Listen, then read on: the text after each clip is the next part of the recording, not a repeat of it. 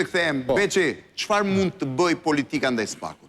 Politika ndaj Spakut është ajo që thash pak më parë. Domethënë me këtë nervozizmin që kam palët, në rast se kushtetuta është determinante, në rast se ligji është determinant, dhe prokuroria e posaçme ka garante vetëm kushtetutën dhe ligjin, asnjërin për ta sharë, as tjetrin për ta shkrirë, sigurisht që politika nuk i bën dot asgjë Spakut. Nuk i bën dot asgjë. Nuk ka se çfarë t'i bëj, sepse kemi një ligj të posaçëm për prokurorinë e posaçme, kemi një kushtetutë ku është përcaktuar cili nuk amendohet dot dhe nuk amendohen vetëm në rast se njëra nga partitë nesër do marrë 96 vota dhe mund të ndryshojë kushtetutën. Zoti Beci, me gjithë respektin, po nëse bëhen bashkë të dyja? Si? Po nëse bëhen bashkë të dyja? Në asë bëhen bashkë të dyja, po në bërë 96 të dyja. Do shkrim në kushtetutën pa tjetër. O Zoti Beci, ma jetë po të besi pyetje... Po lejohet, sepse për shumë gjykata posaçme e Kosovës nuk shkrihet dot as nga Parlamenti i Kosovës. Pa mirë, sepse këtu është e parashikuar në kushtetutë ndryshe. Po Beci, në kushtetutë ka një ligj 148D-ja, që e shpjegon fare qartë që në kushtet e prokurorisë posaçme të gjithë prokurorët janë sistem llogaridhënie. Nuk mund të themi pra mbas kushtetues se ne harrojmë gjykatën kushtetuese sigur gjykata lidhje me ato që po diskutojmë. Jo, që the nuk japin llogari prokurorët dhe gjyqtarët. Jo, ishte tjetër problem. Ishte çfarë mund të bëj politika. Jo, politika jo, nuk ka lidhje politika. Në këtë formë, për sa i përket kontrollit e diskutojmë për llogaridhënie. Për sa i gjykata është ngritur, në cilin vit është ngritur? Gjykata e posaçme në 2019-ën. 2019 kanë filluar punë prokurorët, po kur është ngritur si 2017? Me njëherë. Jo, në 2017. Gjykata e posaçme është disa muaj më para, jo se ka disa muaj para. Atëherë 2019 fillon mandati i prokurorëve që është 9 vjeçar. Që fillon në 19 dhjetor 2019. Është 9 vjeçar, kanë kaluar 6 vjet. Është 9 vjeçar kanë kaluar 6 vjet. Kur të mbaroj mandati këtyre prokurorëve, gjykata nuk ndërpritet, vazhdon prapë. Pra kjo është gjykatë e posaçme permanente. Zakonisht gjykatat e posaçme janë me një synim koncepti ngatruar. Pak gjykata speciale duhet të ketë në kushtetutë. Nuk shkrihet, pikërisht dhe prandaj e kanë ndruar emrin, nuk e kanë quajtur speciale sepse me kushtetutë ndalohet e kanë vënë posaçme gjykatave speciale, juristët aty në ato komisionet e ngritura me fondet e ndryshme kanë arritur në konceptin e realizimit të një gjykate të posaçme jo speciale. Por duhet sqarojmë mirë diçka. Mandati rizgjidhen prap një mandat dytë. Ja të mbaroj. Mandati 9 vjeçar mbaron, por nuk mbaron as prokuroria as gjykata e posaçme. Mbaron mandati i prokurorit. Ndrohen prokurorët. Po prokurori mund të rrinë 9 vjet tjera? Nuk u lejohet të rrinë një mandat tjetër me këto parashikime kushtetuese dhe ligjore që janë sot. Pra gjithë ky blok që ka filluar në 2019-ën në bazë të afateve të fillimit, do vazhdoj karrierën e tij në strukturat e tjera të prokurorisë. Po mund të ndrohet që këtyre të shtyhet mandati? Vetëm në rast se ndryshojnë ligjet organike. Prap 96 duan. Jo, në rast se ndryshojnë ligjet organike. Për 9 vjeçaren... Po sa janë ligjet organike me 70+1? Janë 84. 84, janë me 35. Për sa i përket faktit që shkrihet apo jo, nuk ka logjik shkrirje. Nuk është se shkrihet në rast se është në kushtetutë. Vetëm do ndrohen prokurorët dhe gjyqtarët kur të mbarojnë mandati i tyre. Por do jetë gjykatë permanente. Pra Shqipëria do ketë gjykatat normale, gjykatën e apelit, gjykatën e lartë, do ketë dhe gjykatë posaçme. Shqipëria ka dhe 2 prokurorë të përgjithshëm, që dhe këtë se ka parë në një historia, sepse janë me fuqinë e prokurorëve të përgjithshëm. Absurditet këtu që hajde të ta zgjidhim.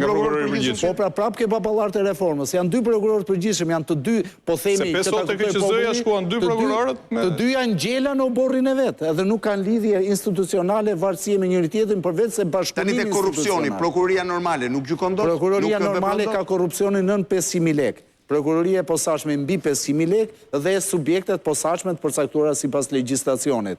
Por këtu nga tresa që bëhet është fakti thjesht që 2 prokurori duhet të bashkëpunojnë me njëra tjetrën dhe mos kenë pavarësi të tejskajshme nga njëra tjetra në kuptimin e ecjes së një procesi të rregullt. Tani një pyetje tjetër, prap teknike ndoshta po e kam dëgjuar këtë ditë që qarkullon.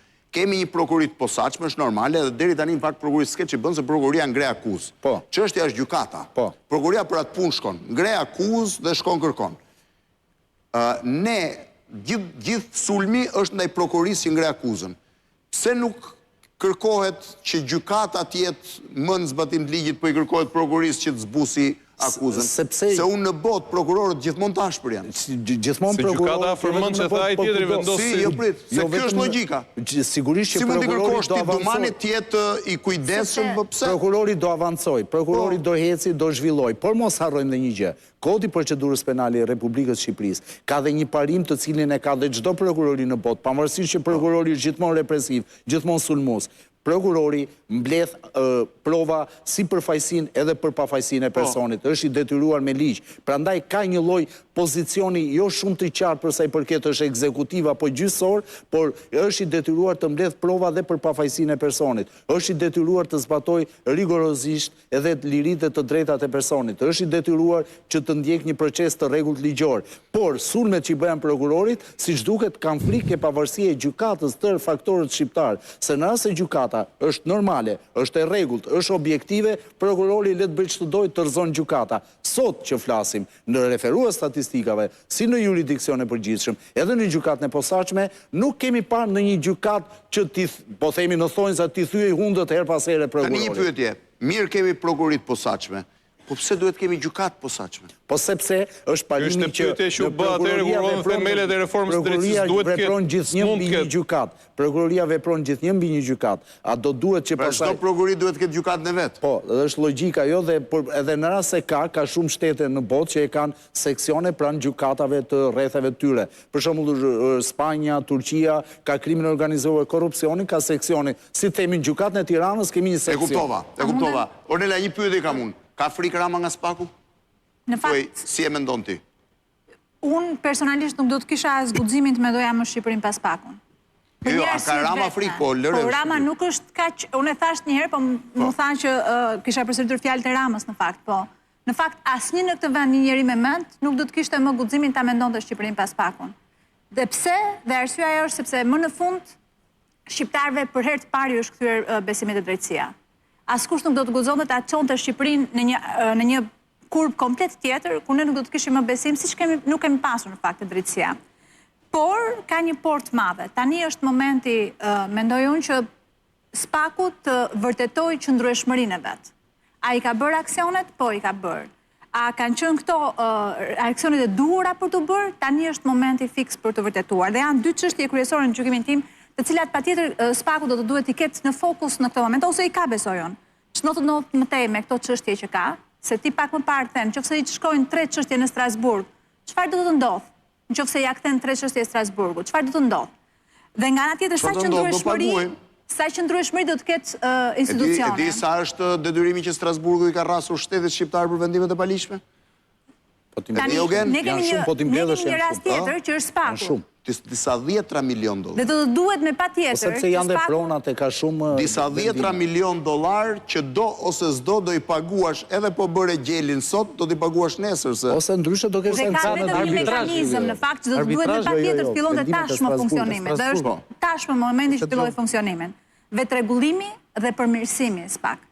A ka nevojë kjo reformë për një reformë të re? Unë nuk mund ta them këtë. Por vetërregullimi dhe përmirësimi i SPAK është domosdoshmëri tani. Pse e them këtë? Sepse ne pam dhe filluan të flisnin liderat politik në momentin që u cënuan vetë. Po një specialiste e ish ministrisë tonë, e cila sot nuk ka të drejtën, është vetëm për një firmë, dhe ju shkatruar jeta për një firmë, sepse ishte diku në rrethin e 27 vetave të arrestuar për një çështje. Po. Kush i dëgjon fjalën e kësaj vajzës? Asnjë. Atëherë, pse ne duhet të flasim sot vetëm për këta liderat që preken dhe për politikanët që preken dhe këthemi që po, është arrestuar në mënyrë të keqe kjo. Po fjallën ati fshatarë që do përmëndet në politikanë, njerëzit e zakonshëm mund t'i marrësh frymën, mund t'i marrësh erzin atje as kush mendon. Sepse për shkak të asaj specialistes që nuk ka zë sot të dali këtu dhe të thotë që po, më është bërë kjo pa drejtësi, dhe nuk mund të pashtetemi në parimin që bashkë me të thatin do digjet ndaj njome. Kjo nuk mund të ekzistojë në drejtësinë e re. Për shkak të asaj specialistes, sot i gjithë sistemi shtetëror ka frikë, është plotësisht me frikë për të firmosur. Që nuk firmosin. Dhe do të ngelemi ne në kuadër të kësaj padrejtësie vogël të prishet i gjithë menaxhimi integruar i mbetjeve urbane në Shqipëri. Sot Shara ka çuar shkresa tek të gjitha bashkitë për të thënë mos më bini më mbetje, sepse nuk mund t'i pranoj më, filloni riciklimi në burim. I gjithë ky proces çdoi, i gjithë kjo menaxhimi i mbetjeve do të çdoi. Pra, për shkak të një korrupsioni, ne do të na çdojë gjithë shteti, apo do të mundohemi që të dyja këto bashkë t'i zgjidhim? Për shkak të një korrupsioni, se aty janë zhdukur miliona, 10 miliona dollar. Kanë avulluar. Po për shkak të korrupsionit ama, i gjithë sistemi nuk po funksionon. Patjetër, po kanë avulluar jo pak lek. Nuk është se u bë një firmë pa dashur nga një specialiste. Dhe arsyeja pse jo, dakord, po arsyeja pse nuk po funksionon është sepse ajo specialistja i ka gjithë miqtë aty në ministri dhe asnjë sfirmos. Se di çfarë pësoja specialistja sot. Jo, patjetër, shteti. Pra pikërisht, Qëllimi është të çlirojmë nga frika njerëzit të firmosin për incinerator që nuk ekzistojnë kur mos firmosin. Ka një drejt administrata, po urrudh, mos kryej detyrën e vet. Qëllimi është të kryej detyrën sipas ligjit. Administrata edhe kur është goditur për thagma që ne paguajmë nga 80.000 euro në ditë dhe shara po mbyllet se s'ka ku të çoj plerat. Për incineratori që nuk ekziston. A është qëllimi të bëjmë drejtësi thjesht për drejtësinë, apo qëllimi është që përmes drejtësisë këtij vendi të sjellim dhe mirëqenie dhe progres? Po pa pyetja është e thjeshtë, është bërë reforma për ndëshkim apo për drejtësi? Në rast se reforma është bërë që njerëzit të kenë frikë, ai është ndëshkim. Në rast se reforma është bërë që të kemi drejtësi me standarde procedurale, atëherë jemi në rrugën e gabuar. Reforma është bërë për një nevojë pas Shqipëria për këtë. Që dëgjova shembuj thash.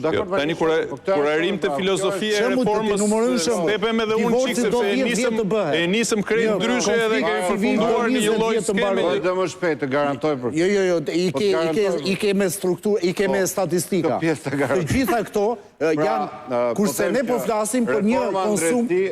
Ne po flasim për një konsum të 5%. Reforma ndërtimi u bë si një nevojë e kohës, si e kërkesë e qytetarëve, si një shqetësim që edhe në këtë vend, si në një vend evropian, do duhet të ketë. Edhe sipas sondazheve të Sorosit që ishte problemi i madh 2013-2014. Edhe sipas skemës Partisë Socialiste që donte ta kapte një drejtësi që mendonte që nuk e kontrollon, ishte thjesht. Tash i për hir të vërtetës, ju e kishit para se të vinit në pushtet. Për hir të vërtetës. Sorosi e ka bërë, ajo është me shpresë, ajo është me. Për hir të vërtetës, Partia Socialiste është ndershme. Ka një kontroll 2011 do i ndrojmë dhe tullat gjykatave. 12 vjetë që ne kemi qeverisur, që jemi mbështetur, ka qënë edhe administrata Trump, edhe administrata Biden pushtet, edhe para Obama.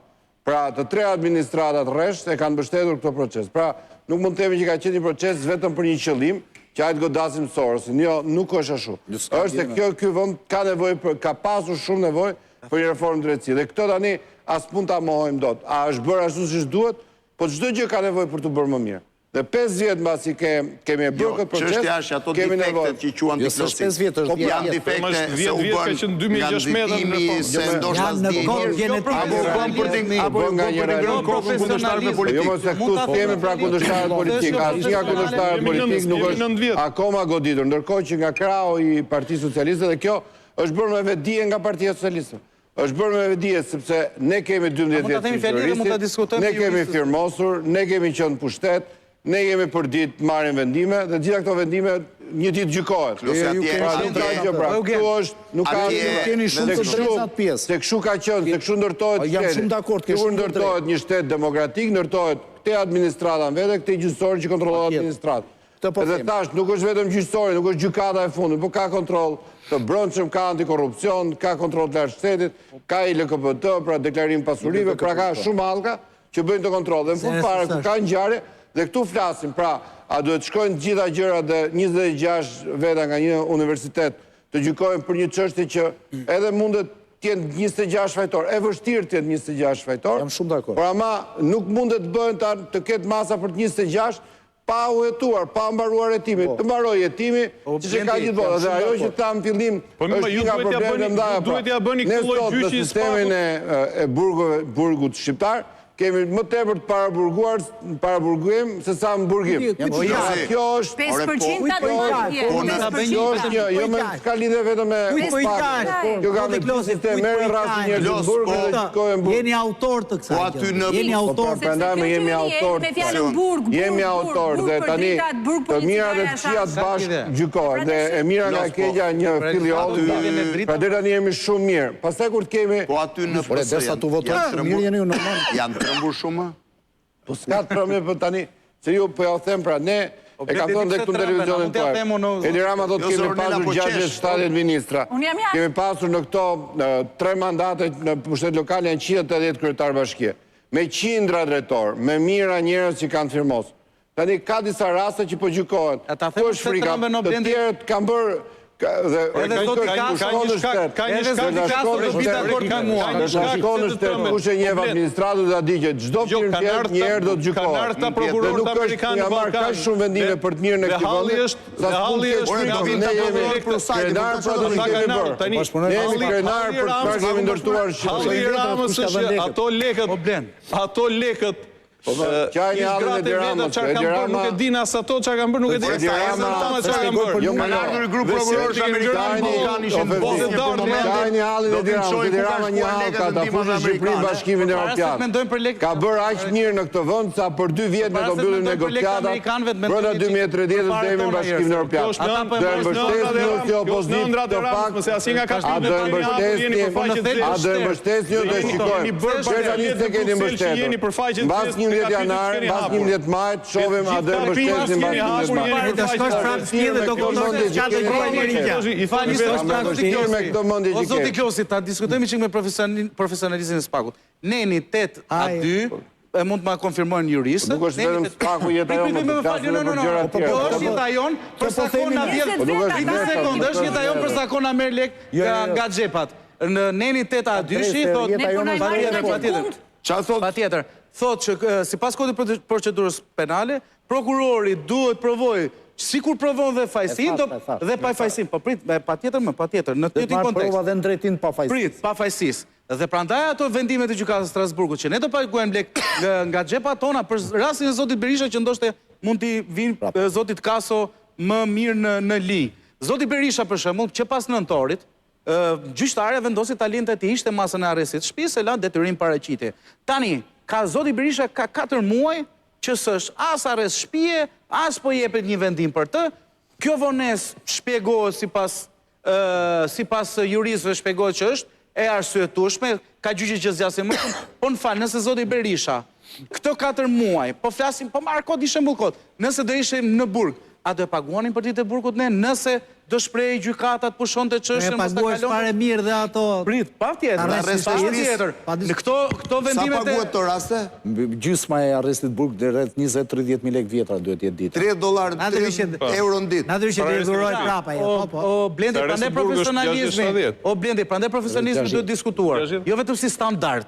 Se standardi është një gjë që pse bën për të dhe pse se bën për atë. Atë që arrestojmë ne, i paguajmë $70 €50 dita është një burgos. Jo, është më shtrenjtë, në është mbi 60. Ai që kam lënë në 70 që do ta ushqejmë. Pastaj po doli pa fajshëm duhet të paguajmë burgut dhe dëmin e imazhit. Edhe dëmin e imazhit. Shpjegojmë dëmin e imazhit. Po patjetër se ke shkatruar profesionin aty. Për statistikat, 3 herë paguan. Pse majoranca ka më shumë njerëz? Tani për këtë dëm tash duhet ndalojmë. Ka një hetim i cili nga pikpamja teorike quhet hetim aktual dhe hetimi historik. Prokuroria e posaçme deri dje dhe pardje po merre me hetime historike të cilat nuk janë aktuale për fuqinë parandaluese. Hetime se çka ndodhur 15 vjet më parë, sigurisht që do ketë aq njerëz sa ka kapur nga opozita. Për sa i përket faktit që ka 12 majoranca, 12 vjet në pushtet, aq më tepër që tëra strukturat që me drejt zoti Klosi përmendi nuk kanë funksionuar për drejtoritë antikorrupsionit e gjitha, sigurisht që majoranca është e destinuar të ketë numrin më të madh të personave të hetuar dhe të arrestuar nga prokuroria. Sa më shumë kohë kalon, më shumë. Po sigurisht sepse këta janë në punë, këta janë duke kryer akoma vepra penale, këta janë duke sjellë akoma pasoja për shtetin.